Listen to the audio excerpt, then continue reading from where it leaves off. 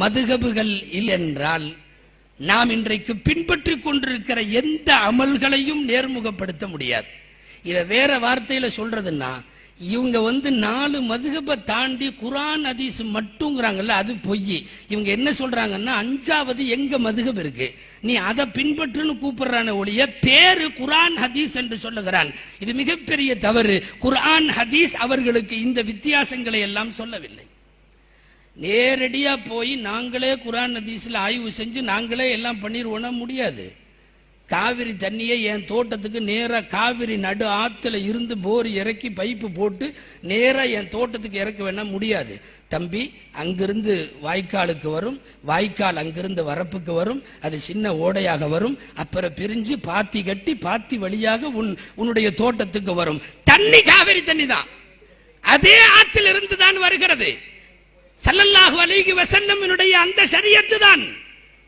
அது வாய்க்கால் வழியாய் ஓடைகள் வழியாய் பாத்திகள் வழியாய் பயணித்து தோட்டத்துக்கு வரணும்னு நாங்க சொல்றோம். இல்ல டைரக்டா ஆத்துல இருந்தே டியூப் போடுவேன் நீ சொல்றது எந்த வகையிலையும் ஒத்து வராது. நேரடியாக எவ்வளவு பின்பற்ற முடியும்? தொழ வைக்கிறார் ஒரு இமாம், மைக் இல்ல, ஒரு நாள் 5 செஃப்புக்கு முகப்பிர், அதுக்கப்புறம் இவருடைய சவுண்டை தான் அவரை எடுப்பார், அல்லாஹு அக்பர். அதுக்கப்புறம் கொஞ்ச தூரத்துல கேட்கல, அங்கிருந்து ஒருத்தர் அல்லாஹு அக்பர். முகப்பிர்களாக எங்களுக்கு இமாம்கள். ரசூல் ஸல்லல்லாஹு அலைஹி வஸல்லம் சப்தம் எங்களுக்கு நேரடியாய் கேட்கவில்லை, முகப்பிர்கள் ஏற்பாடு செய்திருக்கிறோம். அவ்வளவுதானே ஒழிய தொழ வைப்பது ரசூல் தான் எங்களுக்கு இமாமும் ஸல்லல்லாஹு அலைஹி வஸல்லம் தான். இது என்னன்னா முகப்பிரே தேவையில்லை, நாங்க எல்லாம் டைரக்டா எட்டி பார்த்து தொழுதுக்குவோம். அங்கிருந்து நேரா பார்ப்போம், குனிஞ்சது நிமிர்ந்தது எல்லாத்தையும் எப்படி முடியும்? நடைமுறை சாத்தியங்களுக்கு அப்பாற்பட்ட விஷயத்தில் குர்ஆன் போதும் ஹதீஸ் போதும் என்று நேரடியாக வருகிறார்கள். காலஞ்சென்ற மருகும் ஐயம்பேட்டை ஏகேஎம் ஜியாவுதீன் ஹஜ்ரத் அவர்கள், நகைச்சுவையான பேச்சாளர் அவர்கள் நினைவுக்கு வருகிறது. ஒரு 20 வருஷத்துக்கு முன்னால இவர்களுடைய சில குறும்புத்தனங்கள் எல்லாம் அப்போதுதான் மேடைகளில் துவங்கி இருக்கிற நேரம்.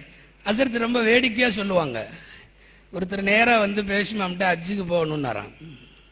ஹஜ்ஜுக்கு போகணும், அதான் குர்ஆன் ஹதீஸ் நேரடியாக பின்பற்றினா போதும்ட்டாங்க. இதுதான் இந்த தர்ஜுமத்துல் குர்ஆன் இருக்குது. அப்புறம் இது சிஹா சித்தாவுடைய தர்ஜுமா, சஹீஹுல் புகாரி, முஸ்லிம், திருமதி எல்லாம் ஒரு ஆட்டோவில் ஏற்றியாச்சு. நீ போயிட்டு வா, நீ வீட்டில் போய் ஹஜ்ஜு பண்ணிடு. குர்ஆனும் ஹதீஸும் அவன் போயிட்டு எல்லாத்தையும் படிச்சு முடிச்சுட்டானா. எல்லாம் ஹஜ்ஜுக்கு பிறப்புறப்ப எஹ்ராமோட நிக்கிறப்ப அவன் இந்த பக்கம் கோவணத்தோட வந்தானா. எஹ்ராம் கட்டிட்டு தானே வரணும், அவன் கோவணத்தோட வந்திருக்கான். என்னன்னு விசாரிச்சா இவன் படிச்சு முடிச்சுட்டு வர்ற போது அவன் எஹ்ராம் அந்த நிலைமையில தான் இருக்கு என்று சொல்லுவார்கள். உண்மை முழுவதுமாக ஹதீசுகளை படித்து நான் நேரடியாக தெரிந்து கொள்கிறேன் என்று புறப்படக்கூடிய ஒருவனுடைய நகைச்சுவைக்கு சொல்லுவதென்றாலும் இது ஆய்வு ரீதியாக ஒவ்வொரு தனி மனிதனுக்கு முஸ்லிமுக்கு சாத்தியம் இல்லை. இதை பகுத்து சட்டங்களாக்கி பகுப்பு ஆய்வு செய்து கொடுக்க வேண்டும் என்கிற ஒப்பற்ற பணியை வாங்குவதற்கு அல்லாஹுவால் தேர்ந்தெடுக்கப்பட்ட நல்லவர்கள் தான் இமாம்கள். அவர்கள் இந்த வேலைகளை செய்தார்கள், மாற்றமாக ஒன்றும் சொல்லவில்லை. நேரடியா நாங்க போறோம், எல்லாம் நேரடியா பார்த்துக்கிறோம், இமாம்களும் வேணாம், அதுவும் வேணாம், இது வேணாம். கடல்ல போய் முத்தெடுக்கிறேன்னு நேரா போறான், ஒன்னும் தெரியாது, நீச்சலும் தெரியாது, முன்ன பின்ன நம்ம ஊர் ஆத்திலேயே மீன் பிடிச்சதில்லை இவன். இதுல வேற கடல்ல போய் நேரா செத்துருவிடா, முத்தெடுக்க மாட்டேன், முத்தெடுக்க முடியாது. இல்ல நாங்க நேரடியா கடல்ல குதிக்கிறோம். தற்கொலைக்கு சமம் அது. குர்ஆன் ஹதீஸில் இல்லை என்ற அர்த்தம் அல்ல, இருக்கிறது. எல்லோருடைய கல்வி அறிவிற்கும் அவர்களின் விளங்கும் திறனுக்கும் ஏற்ப குர்ஆன் அவ்வளவு சீக்கிரமாக நம்மாலே கையாள முடியாது. குர்ஆனிலே ஞான கருத்து உண்டு, லஹுரும் பத்தனும் உண்டு, உட்புறம் வெளிப்புறம் உண்டு. குர்ஆனுடைய ஒவ்வொரு ஆயத்துக்கும் புறம் இருப்பது போல் அகம் உண்டு. ஹதீஸ்களிலும் அப்படி உண்டு. இன்ன ஃபில் ஹதீஸி ஹகாயிக வ தகாயிக லா யஅரிஃபுஹா இல்லல் உலமாஉல் ஃபுகஹா. இவர்கள் அவ்வப்போது தம்பட்டம் அடித்துக் கொள்ளுகிற இப்னு தைமிய்யா போன்றவர்களே ஒத்துக்கொண்டு எழுதிய வார்த்தை இது. என்ன தெரியுமா?